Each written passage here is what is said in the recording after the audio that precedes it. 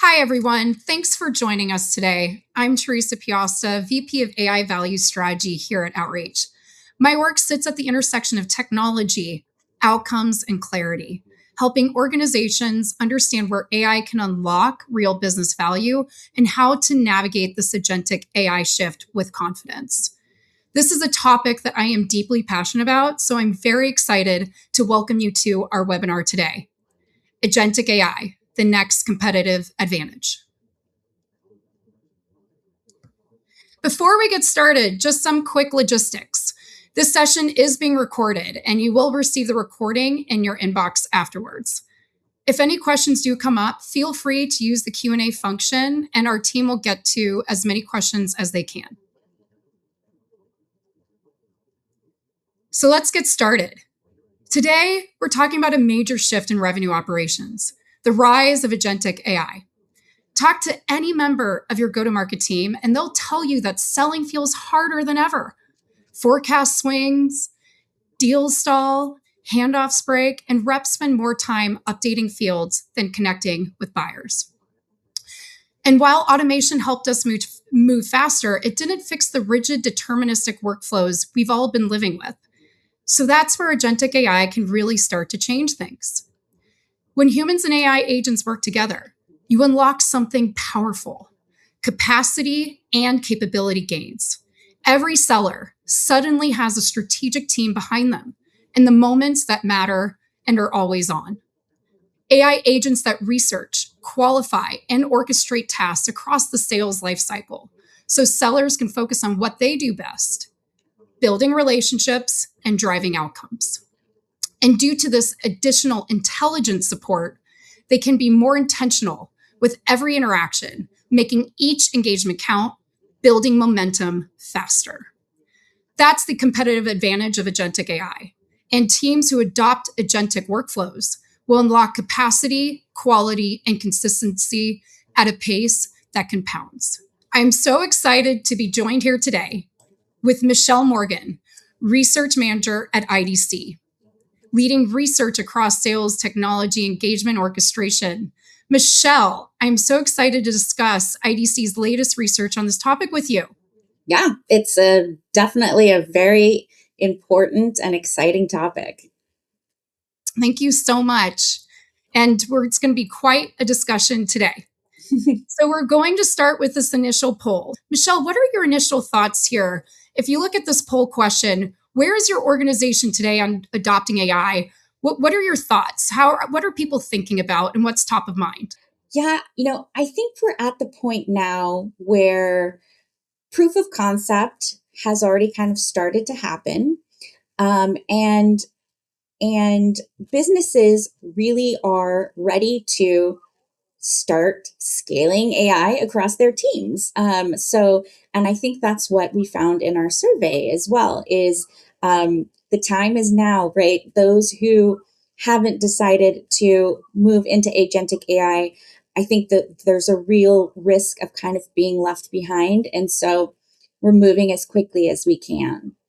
And that's a perfect segue into the actual survey questions, starting out first with this first one.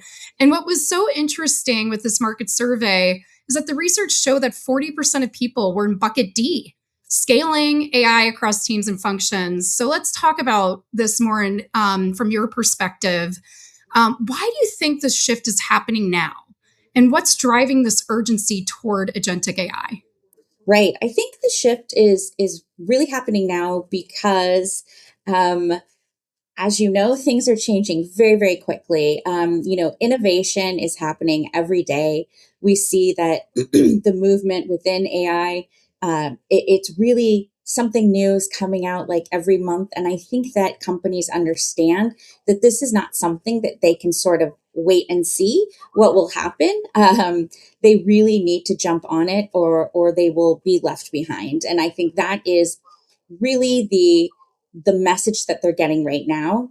And like I was mentioning, I think they're really understanding that productivity, when you implement AI, productivity really goes up. We see more opportunities for sellers to to work on the things that they like doing best, and really kind of leave that sort of administrative minutia to AI.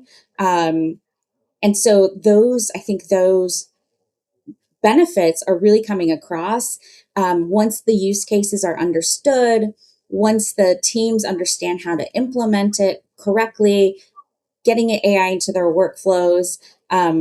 This is all really driving adoption. Wonderful to hear. And there's something about trade offs that they had so much, a seller or somebody, a professional throughout the workday. There's so much that they have to get done. And in this, putting our, thoughts around the seller's day, now that technology has advanced, but so were the things that they had to get done as well. And so, how do we unlock some of those layers so that they can truly focus on what they're the best at? And that is influencing and driving more impact at scale. So, and this is something overall, thank you so much for shedding a light and showing some information of what you have seen over the years at IDC, because here at Outreach, that is when execution is connected. Every interaction becomes more intentional and it counts. And from this perspective, if a seller or a professional, but let's put our hats, thinking about the seller perspective, if every moment in their flow of work that they can amplify their impact, that drives compounding at scale. So if a seller didn't have to stop to say, oh, in order for me to do this thoughtfully, I will have to spend 30 minutes crafting, writing a personal email. But I also have all these other things that I have to do. So this trade-off experience that happens with somebody who is starting out their first day. But what we've seen, agentic AI can really change and take organizations to the next level is because what if it's their first day? Or what if they are a top performer? What could you unlock and at scale? And if that top performer can focus on the customer conversation, then change really does happen. Absolutely, absolutely, and that's, I think that's a big area that really needs to be highlighted is the consistency for the customer, right? Like easier handoffs, personalization, and I think we'll talk about that in a little bit, but just beyond the productivity of a seller, it really is about making the customer experience that much better. Yeah, and there's this aspect we'll get into momentarily, but in the seller's perspective, a top performing seller is an example. What if they didn't have to do these trade offs? What if they could do both aspects well? Instead of, hey, do I sacrifice quality email for quantity? Now, in the world of agentic AI, they can have quality and they can scale their impact. So there's a lot of themes we're going to be talking today in a variety of ways. Yeah, absolutely. Which leads us into the next part of this conversation, AI assist versus agentic AI. There's so much noise happening right now. And also, there's a lot of individuals who may think, for example, an assist is agentic AI or et cetera. So how do we unlock clarity for companies as they think about this world of not just when to use one versus the other, but what they actually do and why? Yeah, absolutely. It is a very complicated topic, and it's complicated for the analysts as well. Because when you get into AI, you can really kind of get into the technical uh, weeds, as it were. And so, organizations have been utilizing AI and ML for years. I think the catalyst for this new AI push was generative AI. And so that was the ability to use natural language, large language models, LLMs, to interact with AI. So this sort of led to what we now think of as assistants or co-pilots. And so those really do kind of act as helpers in a way. They're able to write emails, they're able to summarize meetings, help with scheduling. But the big difference, right, is that these co-pilots or assistants require human initiative and oversight. Agentic agents, on the other hand, should be able to act autonomously. So they can do the things that co-pilots can do, but then some. The big reason being that they understand context and they can move beyond just deterministic outcomes. They are probabilistic, They can infer patterns. They can make educated guesses based on the data in which they're grounded, which would, be your company data. Um, Beyond that, agents can also talk to each other and can coordinate with each other. They can help, really move revenue teams from just kind of rigid automation to actual dynamic orchestration. And that just kind of, leads to these platforms acting as strategic partners instead of just tools. It's not just another tool. It really is the ability to work together, um, and really kind of make the whole process that much easier, and the seller that much, and the revenue teams that much more productive. Absolutely. Which thank you so much for sharing all of that, because that's what we've been seeing too with helping companies navigate the shift. And sometimes the solution is really helpful to take your idea and, hey, I have a question in the moment, and work through a tool. And some is just, hey, how do I send many emails in this example? If you're an individual that needs to send a lot of emails throughout the day, but needs to be hyper personalized, no matter the task, et cetera, how do we scale that individual's performance and growth when it matters? Absolutely. Which is a perfect moment to go through one of these examples. AI agents can help in so many different ways. And so, something as simple as where somebody on a team didn't have that research support, they were expected to do all this themselves. And so, from a perspective of, if someone were to say, imagine in a world that I used to, or in order to do a high performing email, I'd have to screen external public data, I'd have to search for industry signals, I'd have to look at tech adoption and hiring trends and all this across customer interactions as well. It's a lot. And in the world that customers are expecting more relevant and more personalized experiences, because AI is uplifting so many from expectations, how can you do all that? There's been, I'd say, from a seller's experience over time, quite a bit of pressure. But what if there's another path forward? What if you had an intelligent strategic support with you in the moment that mattered, that didn't increase the cognitive load either? So that before you go into your meeting, what would have required hours of research externally and internally to do all those functions well, there were, before, as we mentioned, those trade-offs and friction. What if, let's talk about the high performer, that they're uplifted in the moment of, oh, this is a key signal that happened on this one call. This is what you should think about when you're looking at that next step. And so they're able to start that next call with intention and what they were hoping for before, with less cognitive load.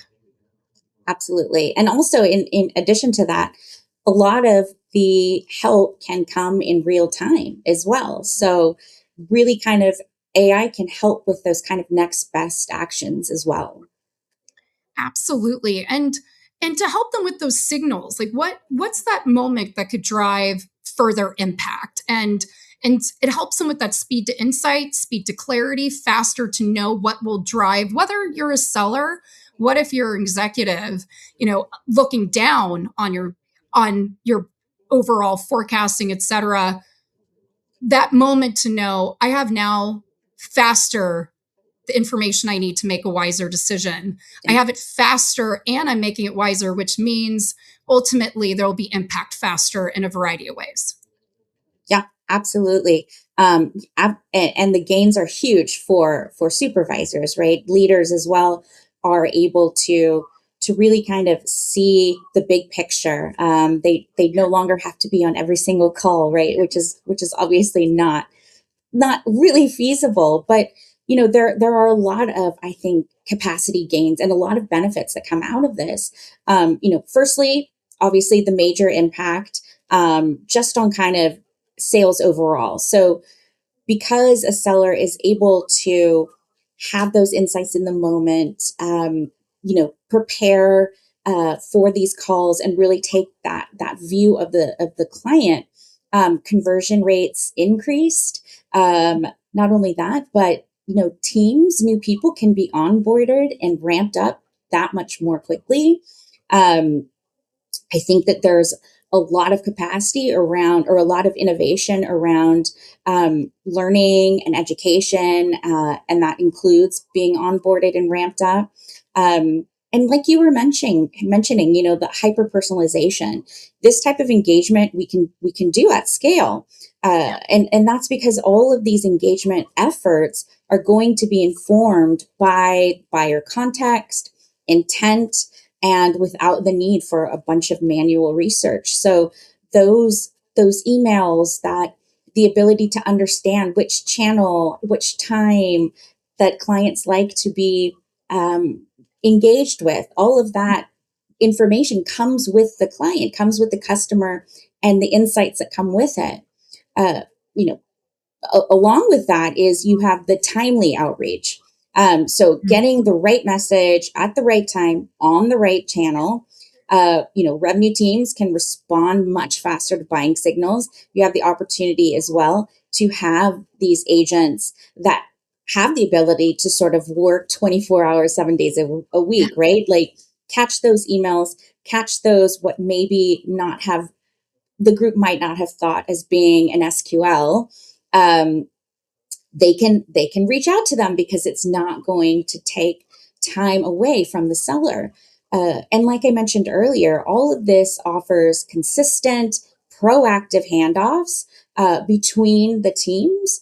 If I talked to someone via email and now I'm talking to them on the phone, or I've talked with this seller and this seller has gone to another account, for instance, all of that handoff remains with the customer. And so that obviously leads, better retention and better customer experiences.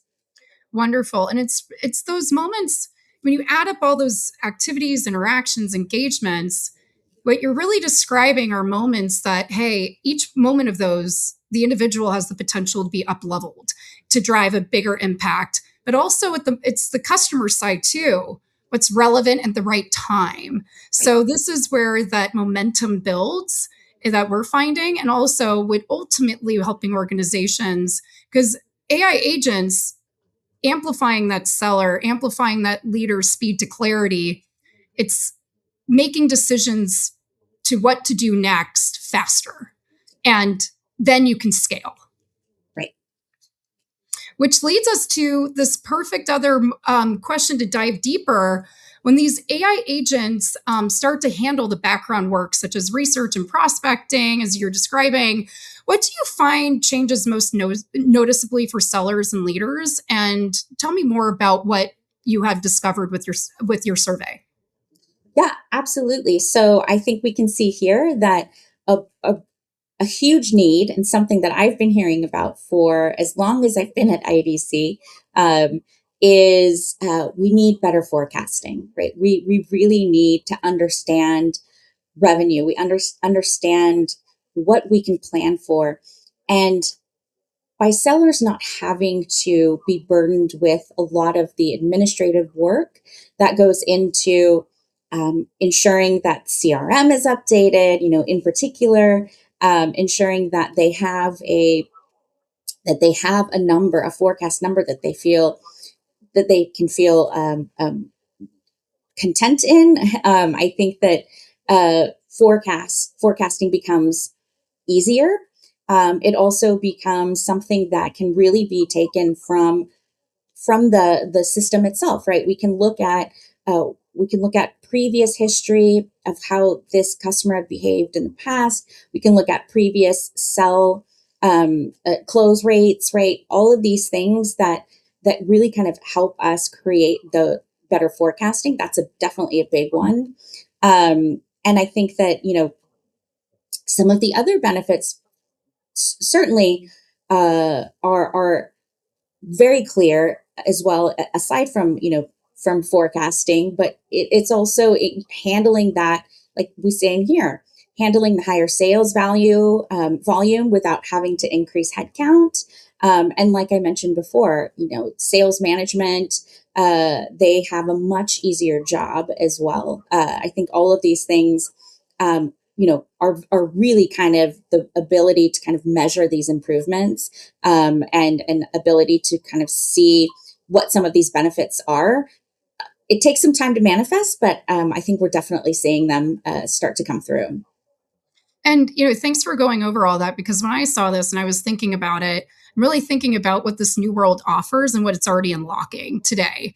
And for, I came from, I was before I worked in finance, and we used to have the structure where we went to support a senior executive leader, et cetera, from how I was being brought up in my career. And I was that analyst in the sense of always on note taking, connecting dots, preparing in those moments that matter. With, was that just note taking as an example? So when I think of what AI is helping teams with today, is that, for example, if the seller can focus truly on that conversation, they trust over time that those notes are being done, but it's that next step. All those moments, this is working on building for me, because those notes aren't just notes. Those are the future next steps. That's the future hyper personalized note. That's the signal. And also, hey, these were these 3 follow ups I told the customer that I need to get done. So, what does this mean? They're very capable and talented to be in front of the customer and influence. So, whether they have 2 calls a day or more, I've been in the situation where it's back to back to back to back sometimes. Right. And you want to be focused in those moments that matter, and not thinking about what that last call was or the next call. And these are the moments we're really looking at, wow, like what a game changer, because these moments are building momentum faster, and the other side feels it because you're listening, and those key moments of impact, with knowing you have that team structure support behind you, is transforming the way that we're operating today and in the future. Absolutely, absolutely. Having that kind of in the moment suggestions, having this 360 view of the customer, having historical information, all of that taken together really does allow the seller to understand where that customer has been, where the customer is going, and really understand the whole process much better. Yeah, and the other, so we're talking about the high performer seller. Now on the other side, if a company, something that's come up often where I've helped organizations navigate AI, agentic AI, et cetera, is navigating attrition rate. And if you're starting your first day and you mentioned that next best action, whatever it is to be, hey, this is what I need to do. This is actually the customer's background. You're set up for success sooner. You have the right tools that you can be more intentional and proactive on your first day. And so what organizations win, we've talked about the top performer. This helps across the board, scaling those key behaviors that work, identifying them, then scaling them, but also someone starting their first day, setting up them for success that they can drive impact sooner, be more impactful in a proactive posture that scales as well. So, what's exciting about the future with organizations leveraging these amazing tools is that the whole unit grows together as opposed to one or the other. It's across the board. Absolutely. And also think about what that ability to scale faster and be productive faster, what that does for a new team member, right? They certainly feel like they're part of a larger group. They don't feel like they're maybe not as up to speed on things, left out. All of that, of course, also impacts attrition, like you were mentioning.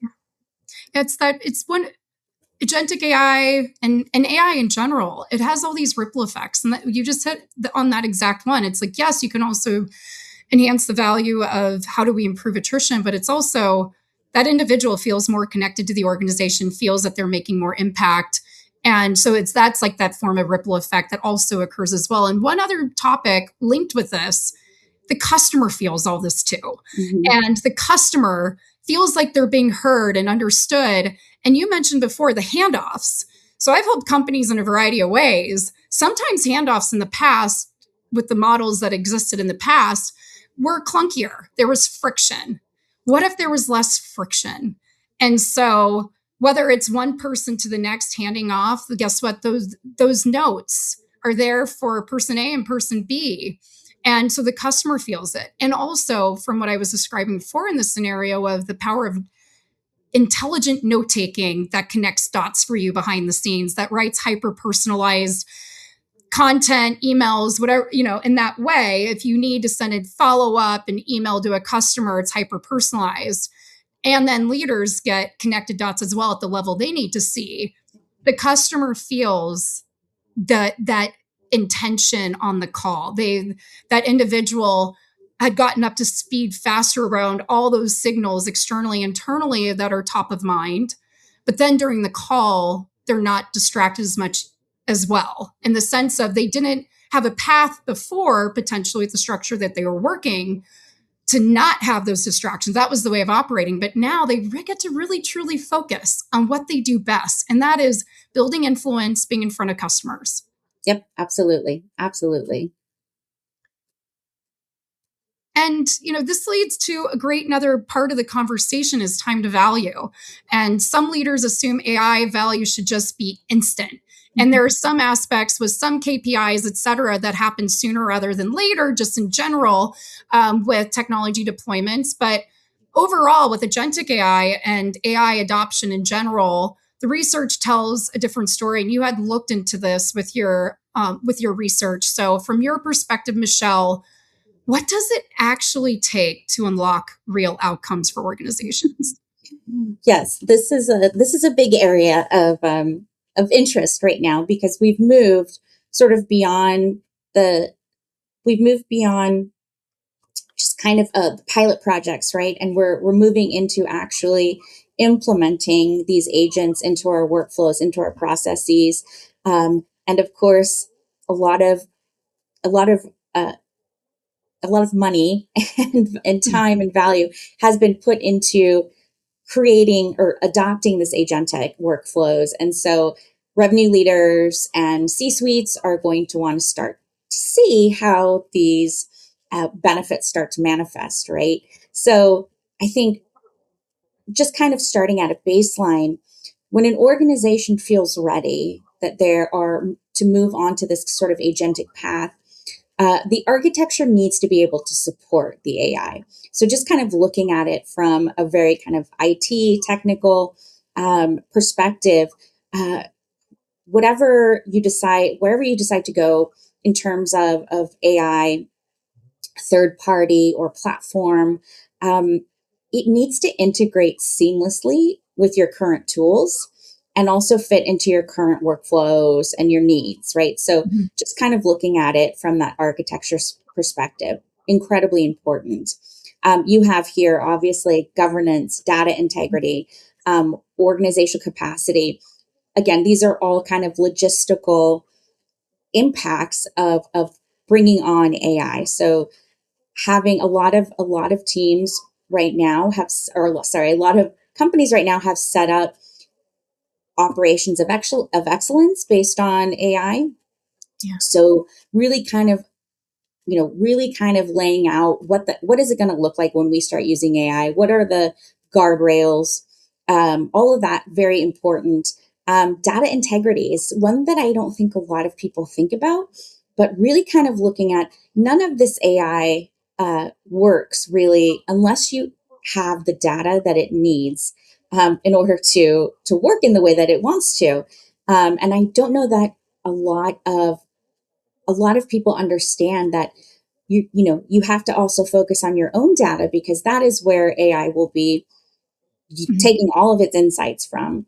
And so having that data integrity is incredibly important. And then of course, just capacity. Are you looking to bring on data scientists? Are you looking to bring on people who can really help with implementing AI, service providers? All of those things are kind of just the logistical ideas and logistical things that you need to take into account. Additionally, I think everybody needs to be on board, right? Yeah. You can't have, obviously, we love when frontline managers are excited about this. We love when the end users, the sellers are excited about this. But I mean, we need to have the support of leadership. Yes. We need to have internal and external support. Those are really critical. Having the buy-in of leadership, having leaderships understand and see the same vision is really critical to adoption. And also those, but those frontline managers also, they are the key to understanding how best AI is going to be embedded into your daily rhythms, into your workflows, what use cases are going to be the most appropriate for what it is that you're doing. All of those things I think need to be in place before we can really see the value of what agentic AI brings to the table. And some of these, some of the benefits are going to take some time.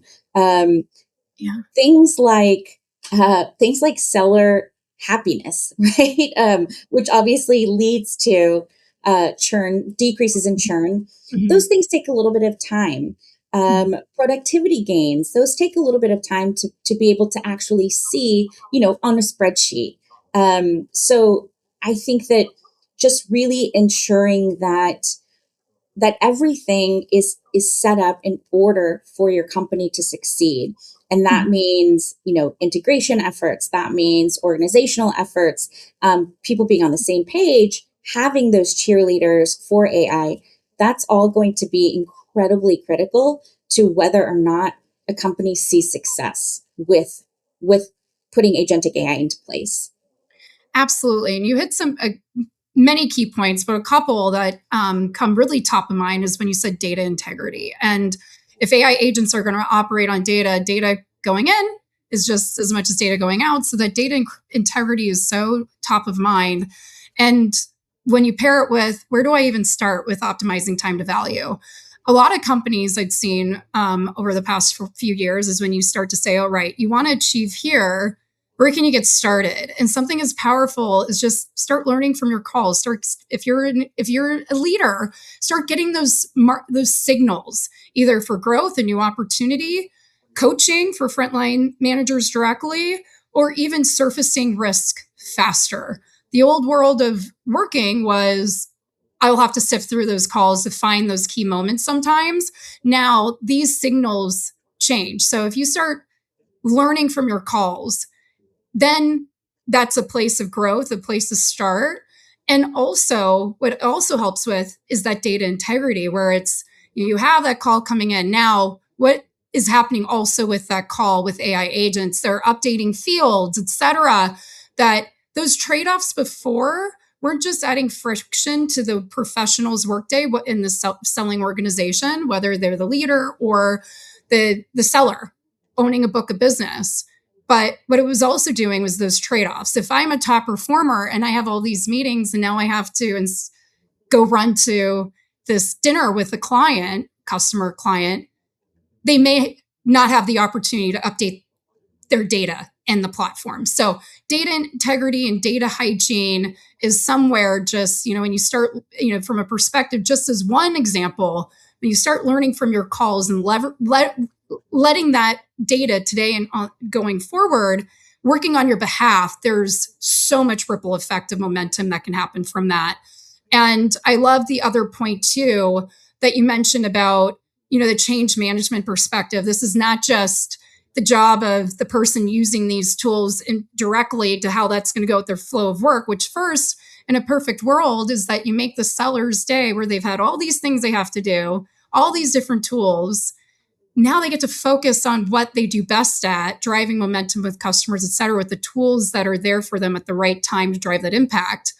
But as you mentioned, it's top down. And so how, a helpful way, a tip that I'd like to share with the audience in order to think about that, how do you even get started with what Michelle even said about that change management perspective, how it's top down, and whether you work with a certain staggered approach to optimize time to value, those building blocks, you said architecture, we start here and there, but start thinking too on a day to day, if something were to be adding friction to your organization, it's that moment of pause and being like, is there a better way? Because the structures we've had in the past, we're there for a reason. And once we start, also, you have a plan for stepping stones. Let's say if you start with learning from your calls, letting the calls take the notes for your sellers so that they can focus. You can also throughout the day think, all right, what if there was a different way? There's friction here.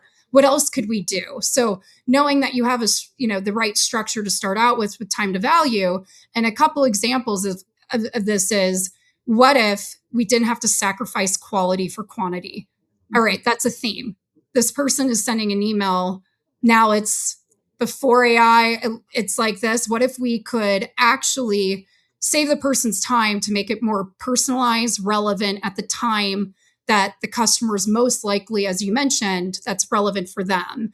And they just said something in the call. How can we make this more personalized? And the other example regarding this is a structure. In the past, a company may have said over time, our lights may be closed after hours. Just we may have to wait a day to get back. Speed to lead is real, and there's research that's been done about speed to lead. What if you're able to qualify a customer 11 p.m. on a Saturday?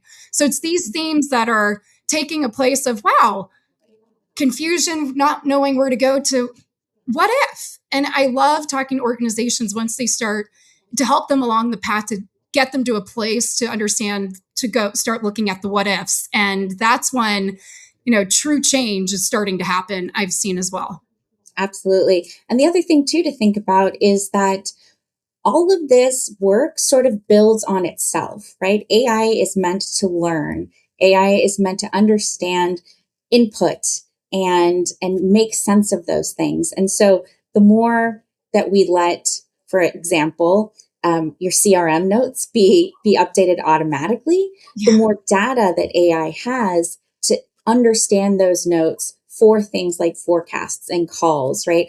And so it's constantly learning, and so the process just gets easier and easier and easier each time we are giving that information back to our platform, back to our CRM, whatever it might be. That's all super useful in creating more and more detailed views of the customer. Yeah, and exactly, because that's where the momentum compounds as well, is that you're not just having the sellers and the front lines talking to customers being able to focus more. But then the data for the AI agents and teams to leverage at scale in that personalization, it starts compounding with incredible impact. And overall, from a value perspective, I've worked with companies, their goal was always here, but the reality, they may have had just out of those trade offs, let's say going back to trade offs, maybe it was 40 to 60%, where each company is different, that I've talked to over the years, that our goal is here, but really what's happening is here. So that is not a capacity gain at organization, and also a capability gain too, because it's standardized the consistency, as you mentioned, the consistency of the type of work, the elevated work that is standardized across your organization as well. And this comes up often when companies are also navigating a lot of different brands and et cetera. Like, how do you create that consistency? AI is really good with that. Yep, absolutely. Absolutely agreed. So this is that perfect segue into our next part of the conversation. Thank you so much, Michelle, for this incredible discussion today. Mhm. We've talked about the benefits, adoption, and time to value. So let's look ahead. As organizations start moving away from pilots to scaled agentic workflows, what does this mean for the future of sales, Michelle? And how do you see roles, team structures, or even careers shifting? Yeah, this is an area that's so interesting to me, and really, you know, really sort of puts the the benefits of AI kind of front and center, right? What does it mean for the future? Um, I, I mean, firstly, right, without having to, and we've all talked to sellers, or we were sellers, who understood how much time uh, updating CRM, updating notes, putting all this information, how much time that actually takes. And there's been tons and tons of numbers throughout the years that we've seen, but in some cases, I would say it's, maybe a third to half of a total seller's time. And so imagine getting back almost all of that time, right? Mhm. We don't have to worry about the administrative tasks. We have more time to connect with customers, more time to understand customer pain points, to understand how the product will address these pain points. I think that sellers will become more consultative, right? I mean, they have the opportunity to Mhm. really kind of dig in and understand, how does my product really help this specific customer or this specific prospect? We can start to get very, very specific. We can start to also, I think, in my case, in my opinion, there's a lot of opportunity here for also, subject matter expert type selling as well. So you have someone who understands the product and how best it can be used in healthcare or in finance. We really have the ability now to kind of dig deep into solving these problems on a very personalized and sometimes Mhm. industry based basis. I think also, having managers be able to really kind of manage at scale, that really allows them to be more proactive. While AI helps take on some of these coaching and training tasks, as well as onboarding, things like that.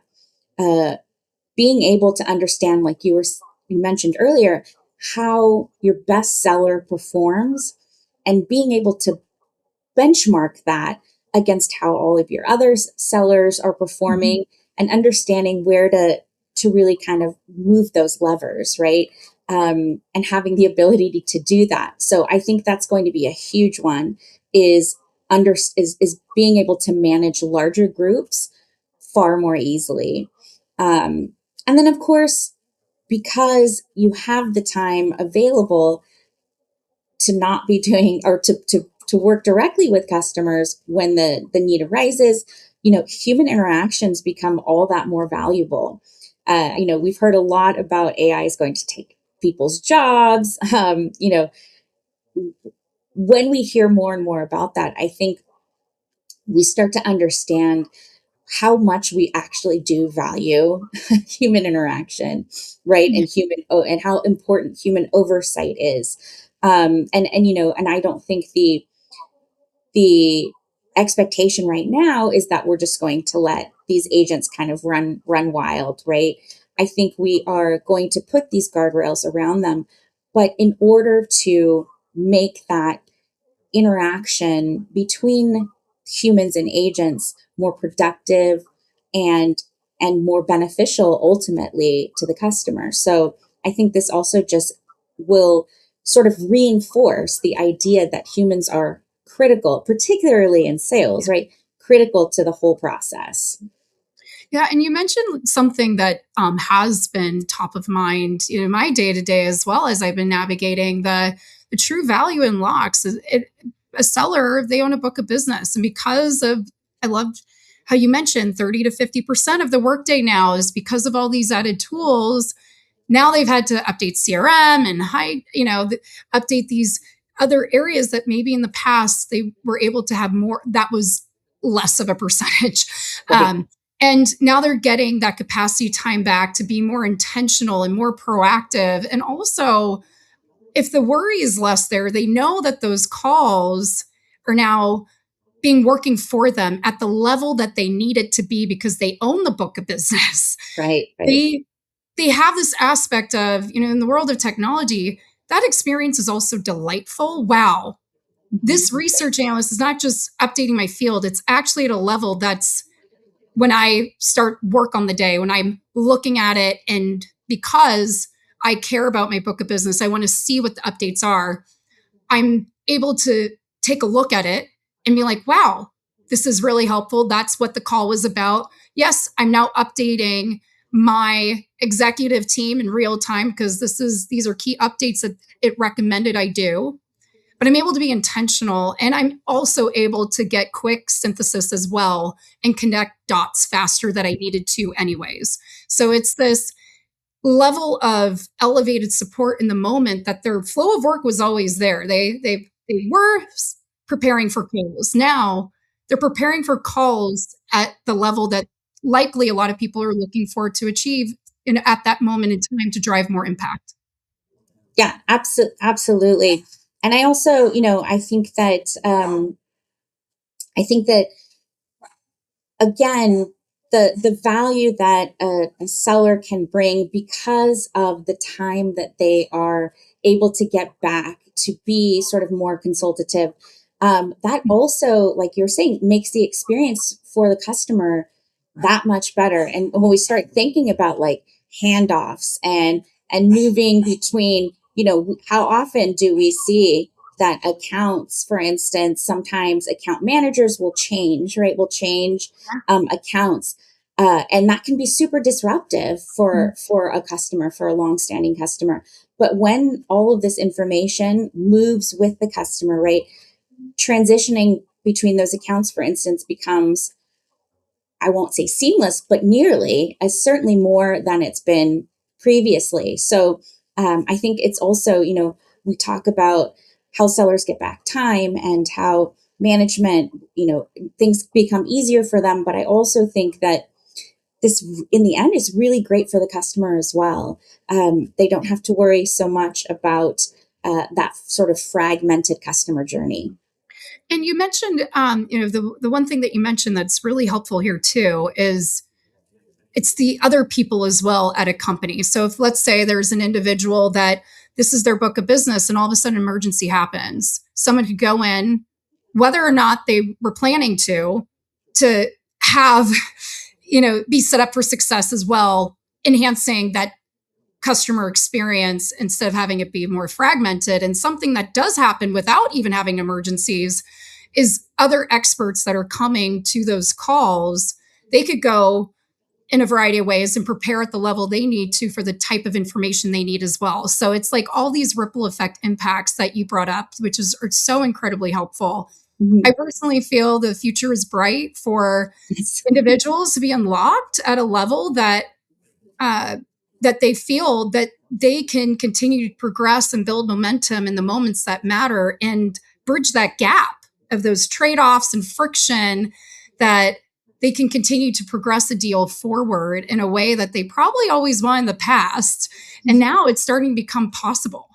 Yeah, absolutely. Yeah, I'm very excited to see. I think it's going to be a very big transition, but I think it's going to be almost all positive. I'm really excited to see sort of what this means for sellers, what this means for vendors, and what this means for buyers.